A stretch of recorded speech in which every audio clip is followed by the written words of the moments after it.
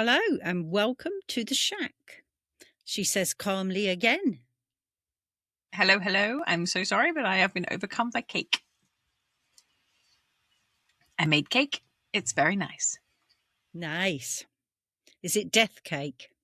It's cake or death. No, God.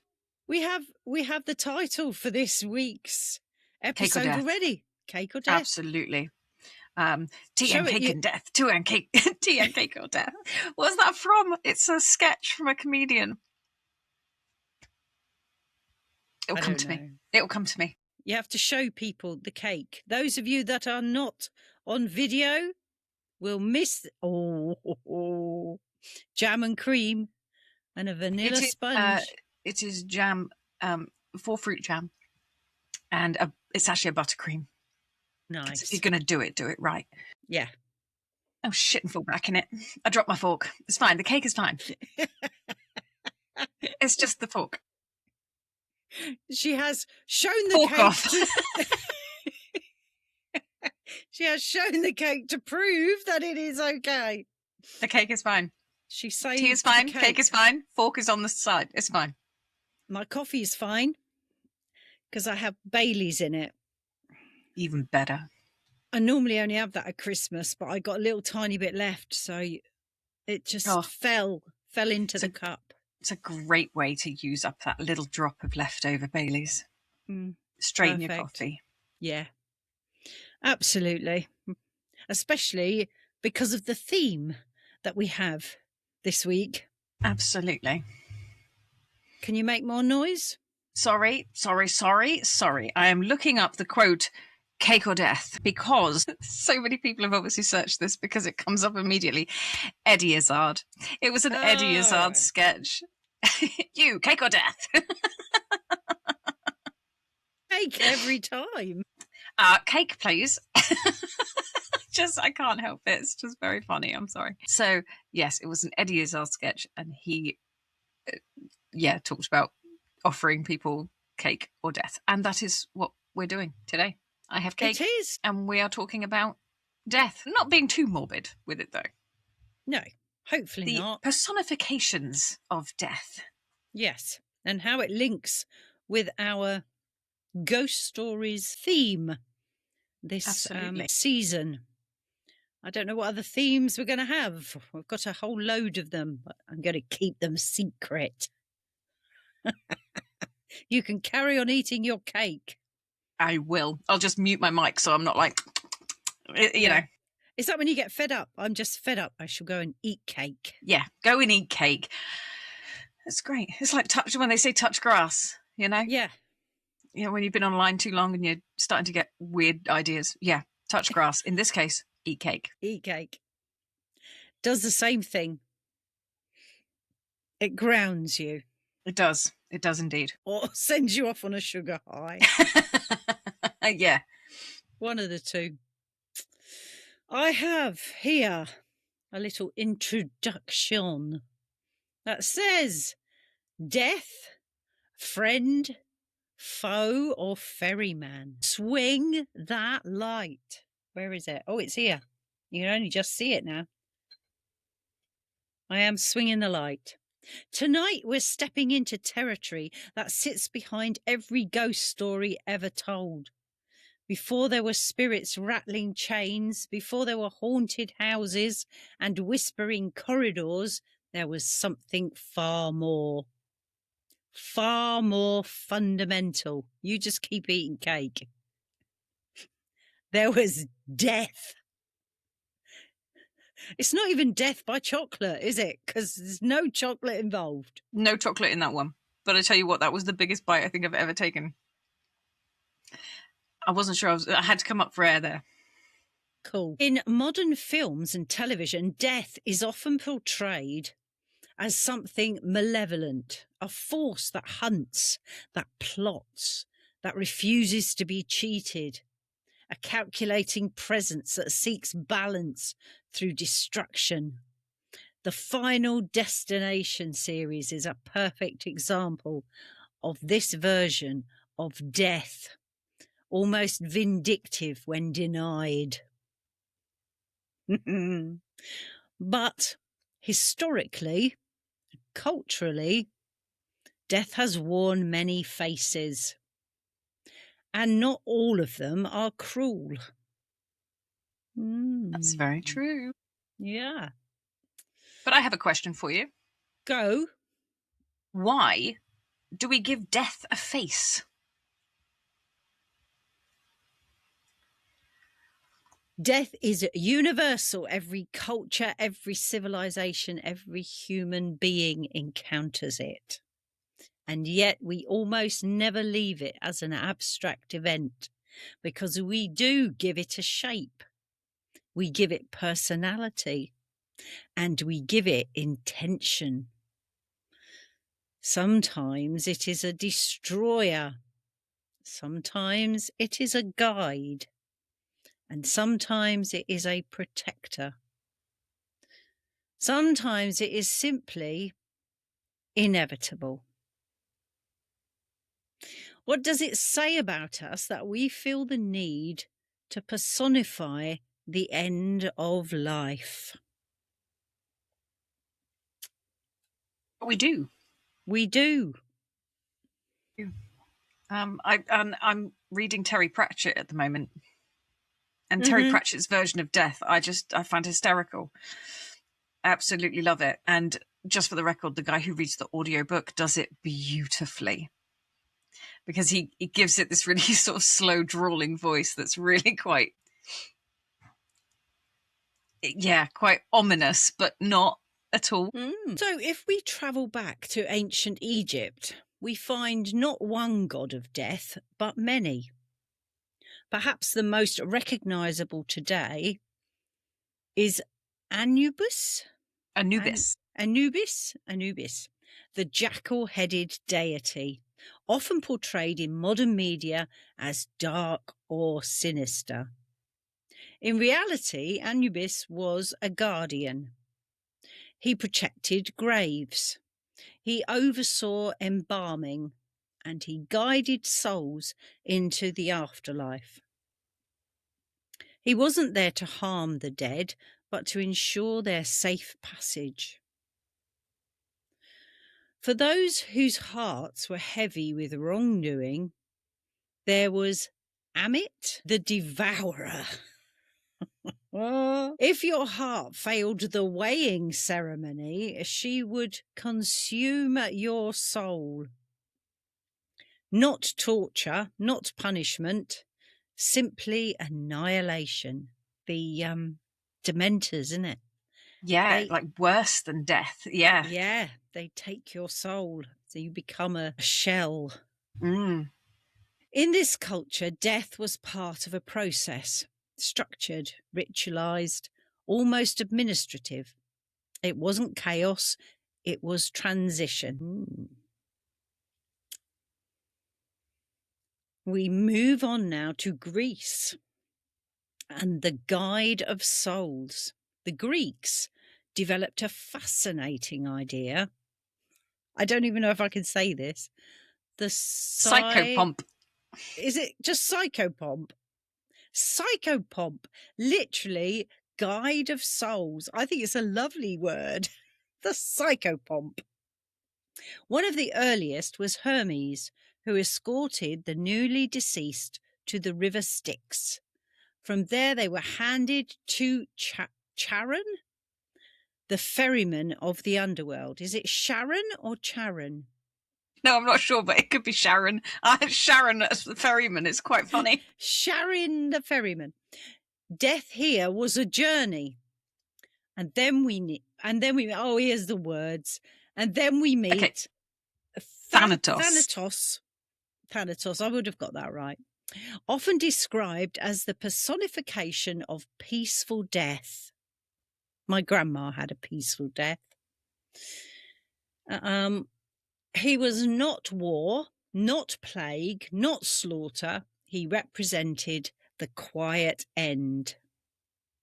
One that I think we all hope for, really. It is, yes. But even within Greek mythology, death was not singular.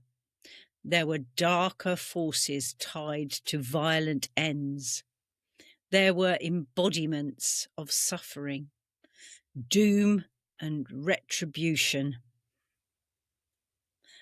as you find in most of life. Quite.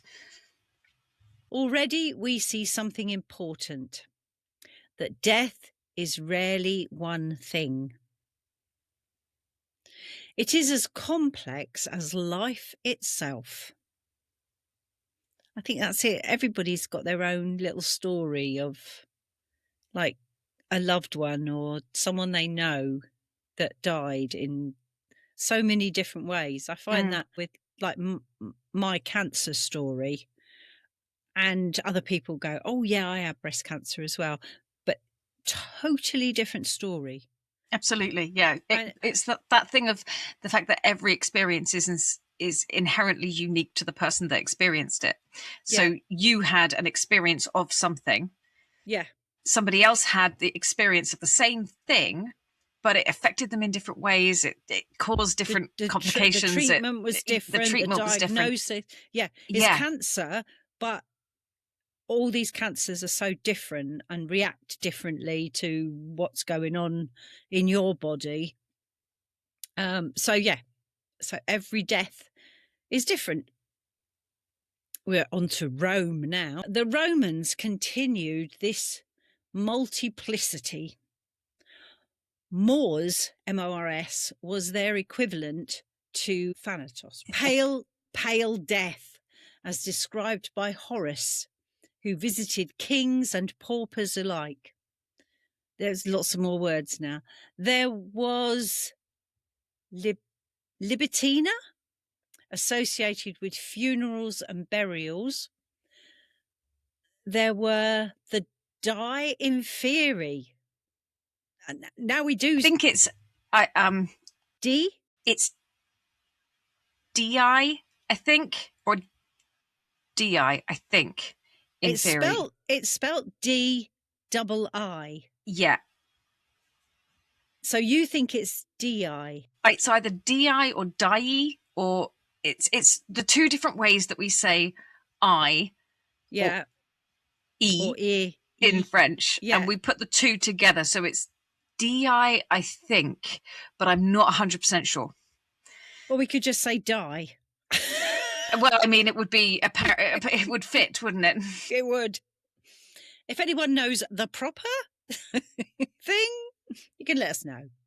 But I do love that, because it does completely take me to Harry Potter. The D or die or DI inferi, because they had inferi in the, because obviously J.K. Rowling took loads from real history. Yes. So they were the gods below. Even sacrifice differed depending on whether offerings were made to the gods above or the gods beneath. The living shared meals with the upper gods. The infernal gods received offerings burnt entirely to ash. The living did not dine with the dead. Death was separation. Right. Okay. So we call them the dei inferi. Mm-hmm. Okay. Gods below. The dei superi are the gods above. Above. Yeah. Okay. There we go. And it's worth noting as well that the offerings that were made to the gods above went on an altar, right? Okay. Yeah. Or what did they call it? Altria, which is essentially an altar. And the gods below, those were offerings that were made, which were specifically animals that were not considered edible by people. Okay. Okay. So they were given and offered in pits in the ground to offer it to the gods below. To the gods below. Mm-hmm. Unfortunately, so when we were looking at the gods above, they got the things that we could eat with them. So cattle, sheep, things like that were offered, and we ate alongside the gods above. And then when they gave offerings to the gods below, unfortunately, it was things such as, and brace yourself, people, horses and puppies. Yeah, were the offerings to the gods below. Not nice. But obviously the people didn't eat them. These offerings were then burned, like you said, to ash. Yeah. Okay. Offerings to gods can be weird, folks. Yeah, let's move on. I mean, God's supposed to put them there in the first place, so what we're offering them back to him for, I don't know. It's best not to ask, I think. Yeah, right. Okay, it says here, death was separation, a boundary, a line not to be crossed casually. Yeah, and neither is talking about offerings, I think. Yeah, no. Don't cross that line casually, no. No. In Brittany, we had the Ankou. Closer to home for us here in Brittany, we find Ankou. The Ankou is said to be the last person to die in a parish each year. That spirit then becomes death's representative for the following year. Each community has its own. There must be thousands of Ankous running around. The Ankou is described as tall, gaunt, wearing a wide hat. Now it says here he, but it could be a she. It could be, and I do think the Ankou from the previous year kind of hangs the hat for the next one. I don't think they stay. No, they don't. No, it is passed on. Yeah. Be some kind of Woodstock concert. Yeah, as one leaves the stage, the other one comes on. He drives a cart piled with the dead. The axle squeaks. If it stops outside your door, your time, or somebody in your house, their time has come. And yet, he or she is not always malicious. He is a collector, a guardian of graves, a necessary presence. Death here is local, familiar. It's almost civic, with lots of paperwork. As always in France. Everything in triplicate. Yeah, absolutely. Yeah. In the Middle Ages, enter the skeleton. By the 13th century in Europe, we began to see a shift. There was war, famine, plague. Death became skeletal. The imagery of memento mori, remember you must die, becomes widespread. Skeletons dance, they play instruments, they drag the living into graves, and the scythe appears. Grain was life, harvesting was survival, so death becomes the harvester of souls. And it's during this era that the image we now call the Grim Reaper solidifies. Death becomes visual shorthand for catastrophe. When societies are traumatized, their deaths grow sharper. Yeah, it's an interesting thing when we see images now of death. It is very much that kind of persona, isn't it? With the cloak and the scythe and the hood and the skeleton face. We talked last week a little bit about Charles Dickens. Yes. And the three ghosts. Yeah, and his Christmas future, was it? No. Because I thought, oh God, I can't remember now. Which one was it that was? No, you had Christmas past, Christmas present, and Christmas future. Christmas future. Yeah, and that. And Christmas future was the one who looked like death. Yes. And showed him his gravestone, wasn't it? Was that the right one? I think it was. Yeah. Yeah. So, but it's that kind of image, isn't it, that we associate with death. you know. Yeah. In fact, it was that type of image that was used, and I know we harp on, but it's only because we enjoy Harry Potter story, but that was the image of death, wasn't it, in the Harry Potter story with the three brothers going across the bridge. Yeah. Yeah, exactly that. And I think the reference as well in the same franchise with the Dementors having that kind of look, that cloaked Yeah. sort of semi skeletal type look, I think was a kind of reference to that as well. Yeah.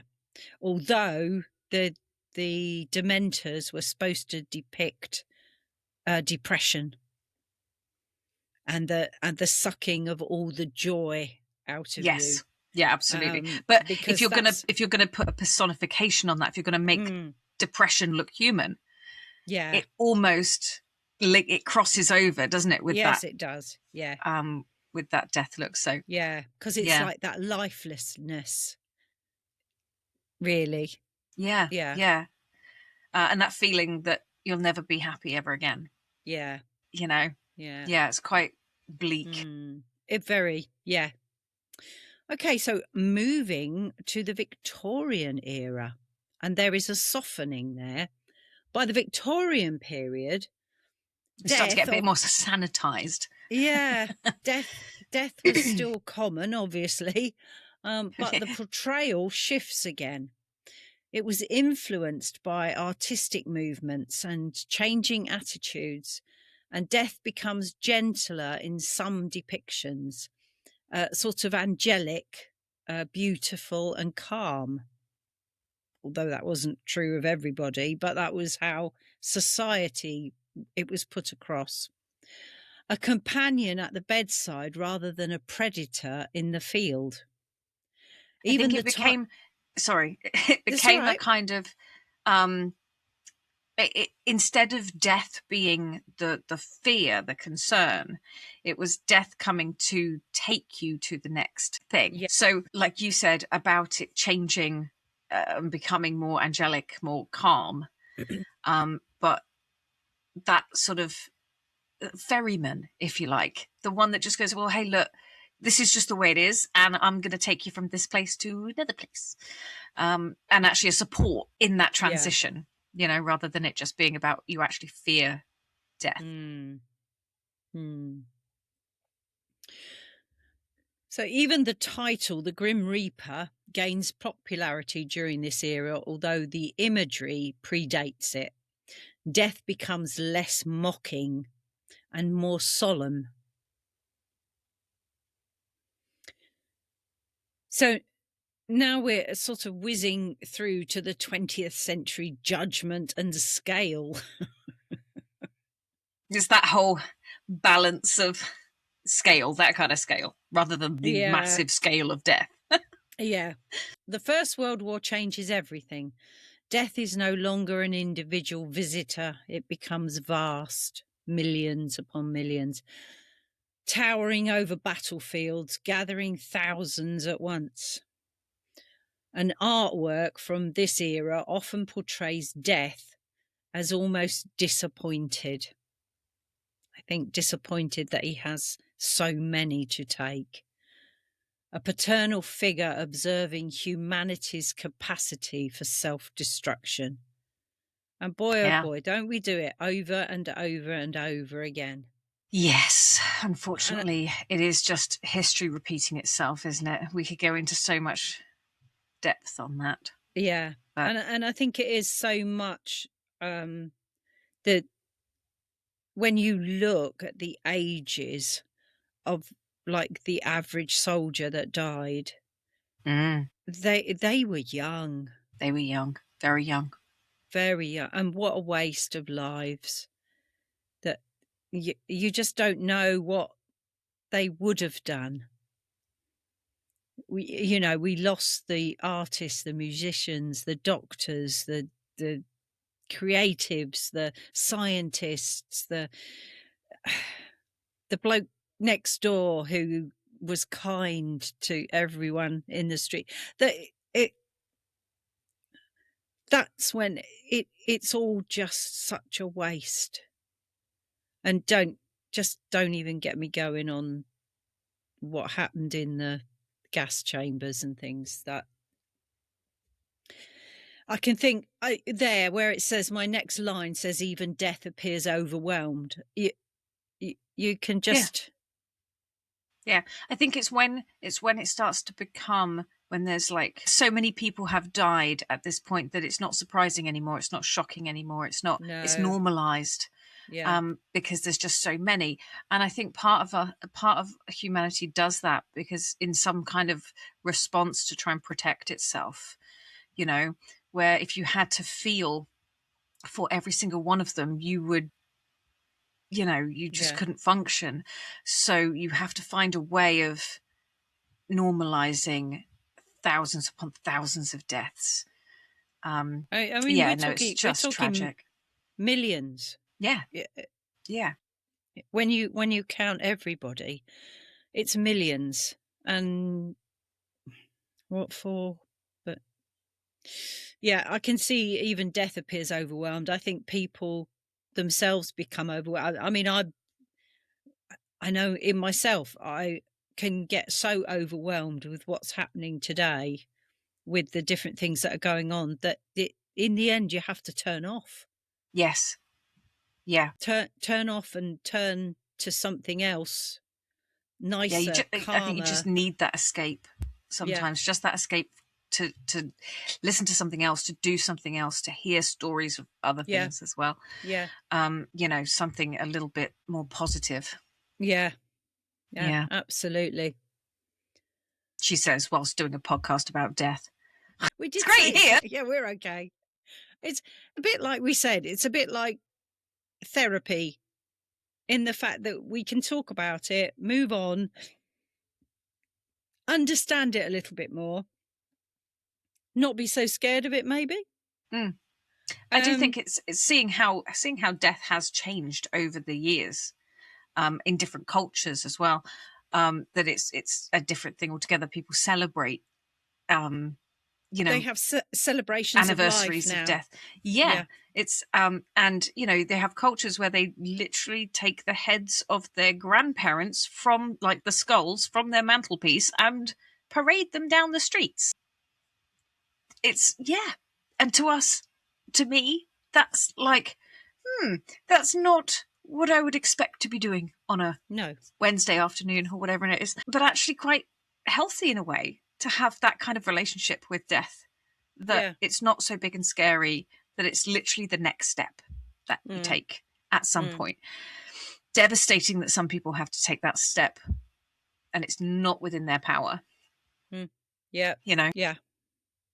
As we just reflect on the fact that one of our podcasters that we'd listened to for a long, long time had a young, beautiful, vibrant woman had her celebration of life yesterday, didn't she? Yeah. Um, Yeah, she did. and that And from was what I gather, it was quite an event. it was. Um, I did very watch sad. I did watch a little bit online. They were live, sort of put it on through YouTube, and from what I could see, there was lots of support for her friends and close family, and there was tears, obviously, but there were lots of laughter and lots of joy and love in the Yeah. room. Yeah. In And I fact, think that's the thing. not even in the room. From what I can gather, there were songs coming on the radio at certain times. I think it Um, was coming at them in waves, it was, from yeah, everybody. they but they were very aware. They said that she was around and she was sending them messages in quite subtle ways, that left sort of no doubt of where they were coming from. So, oh, bless them all. I lots of love to all of them. They know who they are. They do. They will. Absolutely, they Yeah, will. yeah. Okay, modern death. Relatable, logical, and human. In modern media, death shifts again. In Discworld by Terry Pratchett, Death is skeletal but sympathetic, logical, even compassionate in his own way.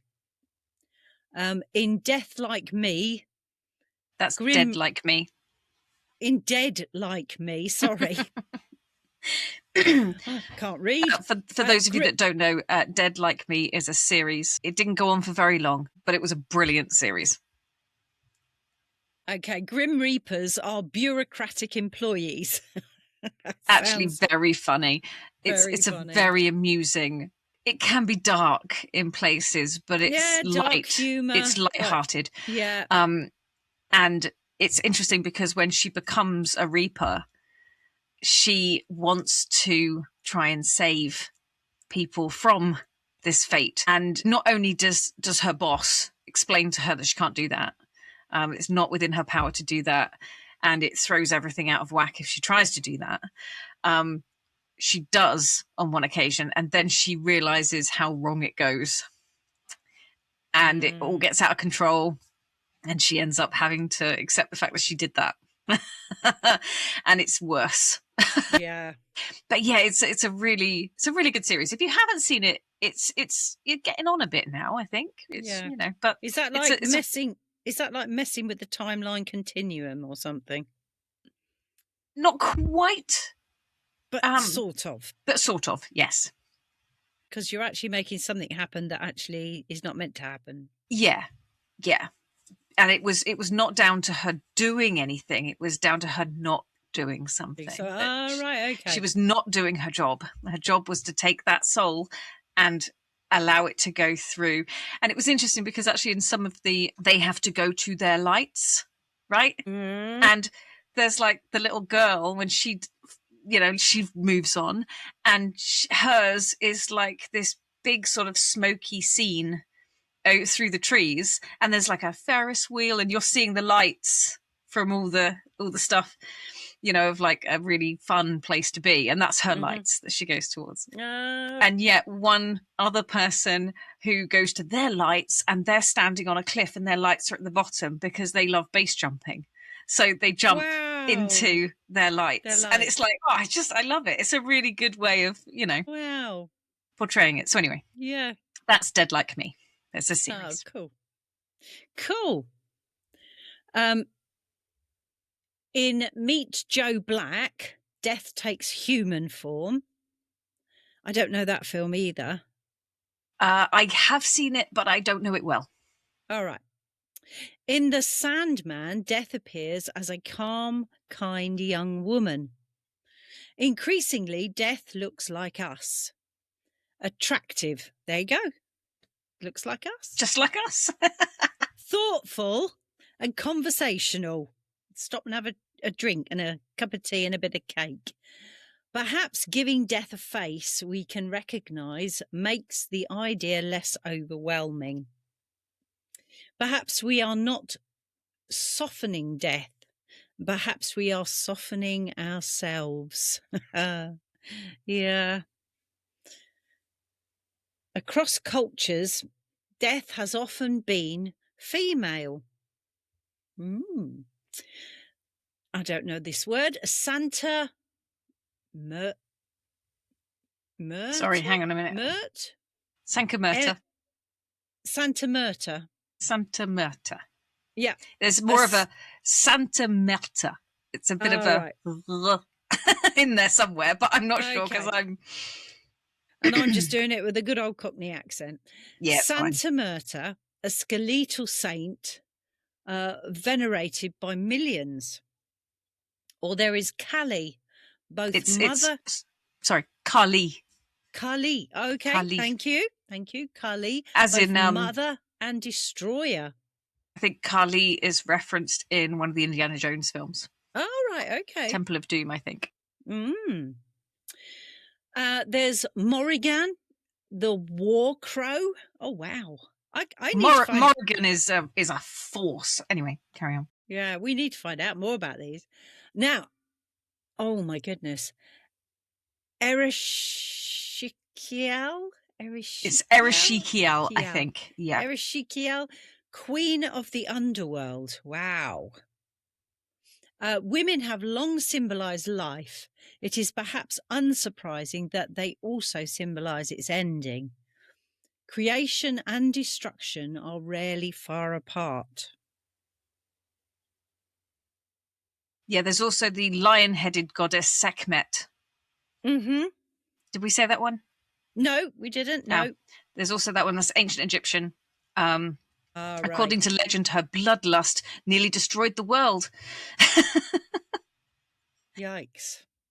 Kali is often likened to Sekhmet, and is seen as both a mother and the most terrible destroyer. Yeah, Morrigan was the deity of war.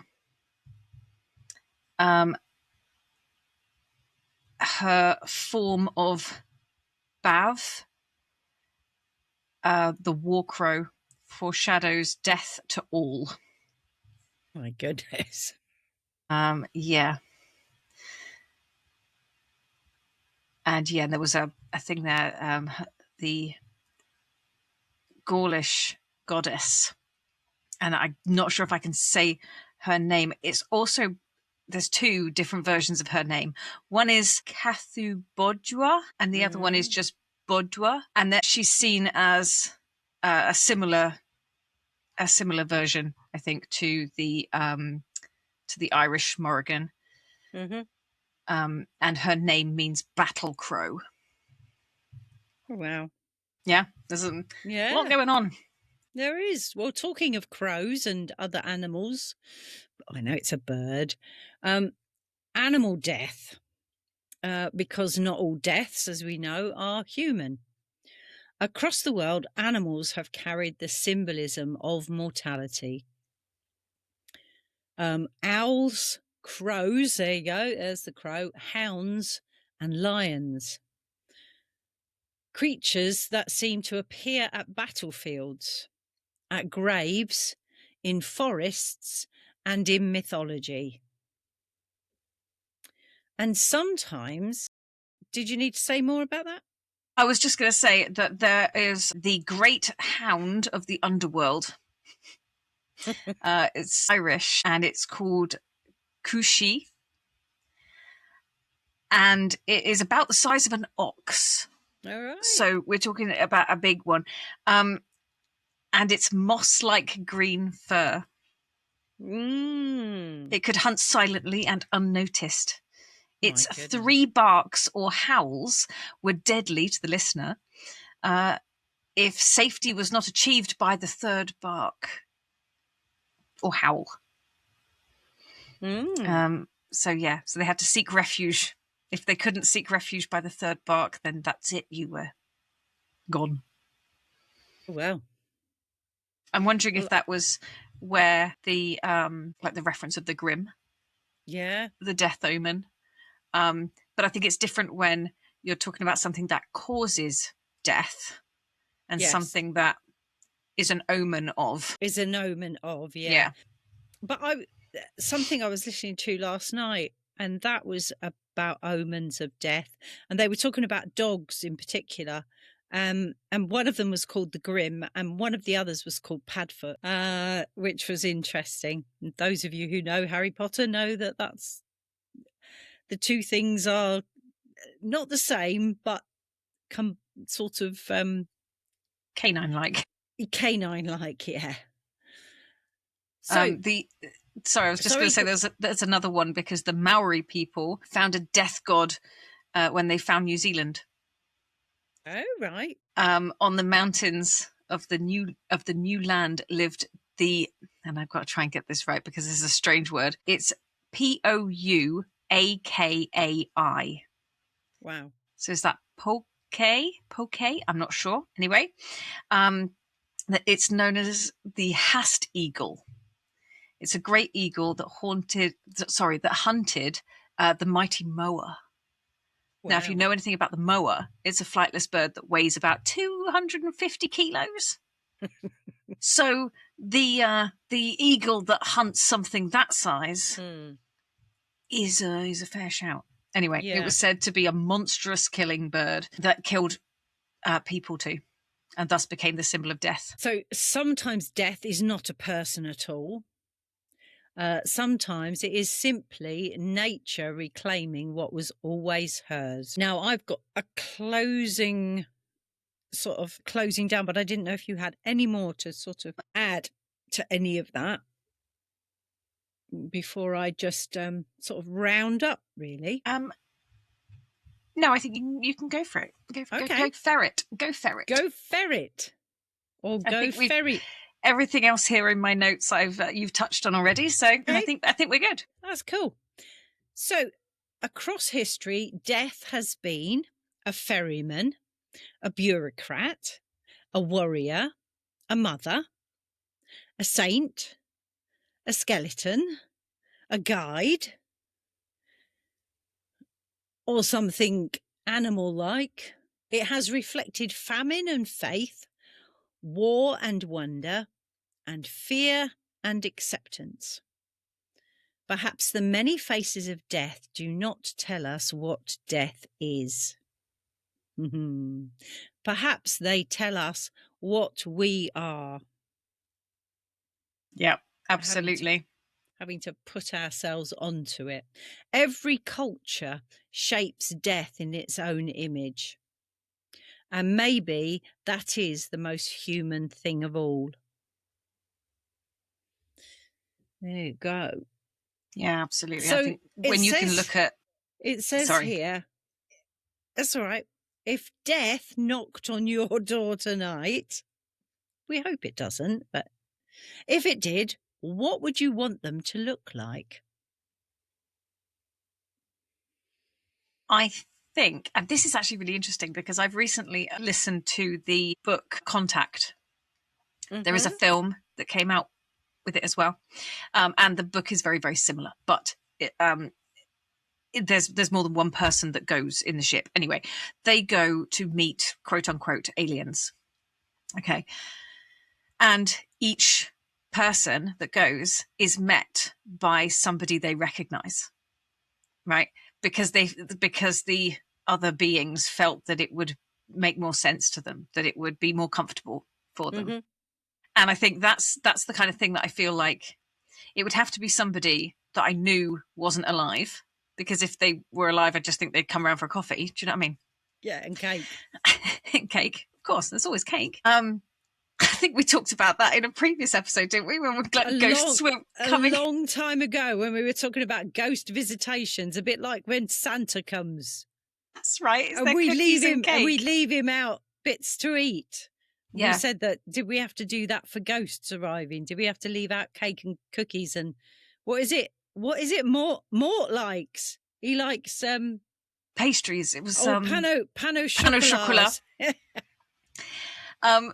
Yeah, I think it's a thing where you'd want that being to be like comfy. Yeah. Yeah. I don't think I'd want to go with something too... Well, people often say that if you... I've heard a lot from like nurses in hospices who say that so often people who are on their deathbeds will often call out or mention somebody. They'll mention that they've seen their loved ones, or that a loved one is coming to see them soon. Yeah. And that's normally when the hospice nurses start ringing the families to say, you might want to come over. Yeah. And I think that's a. I mean, if that was the case, wouldn't you prefer that? Absolutely. You know, to go like, actually, do you know what? I know they're coming. I know they're going to come get me. Yeah. And that sounds awesome to me. Yeah. To get to that stage, I mean, it was a bit like my mum when Nana went, and she'd got Alzheimer's and she had no idea who any of us were. She didn't know who she was, bless her. Not really. No. And when she was really poorly, it was us who was actually saying to her, it's okay, you go, it's all right. And we still say afterwards that we're sure that like her relatives, her mum and her dad and my nan and granddad, my grandma and granddad, were there and were like, for crying out loud, woman, will you just come on? Get your bloody coat, will you? Just get your coat. Where are your shoes? I tell you what, my mum was a typical woman when it comes to saying goodbye. She would always find something else to say or do before she left. So I'm sure that was, and I'm sure by the time she actually went over, I'm sure they were just like, thank God for that. Just get here. You should have been here, what? Half a day ago. Yeah. You know? Yeah, last week, but not to worry. Yeah. Yeah, we were expecting we had a party and everything sorted out. Yes, right, everyone's gone home. They're all bored. Yeah. So, yeah, I can just imagine my family all standing there going, come on, don't do a mother on us. Get yourself over here now. We're not going to talk at all about the fact that you're just as bad. Oh, I am. I'm worse, probably. Well, I'm coming out of my friend's house the other day, and Dad always goes out with her. Yes, because he's sensible. Half. He just goes out and sits in the car. He just goes. Yeah. Well, no, he was standing in the rain. Actually, he was like, "Are you coming?"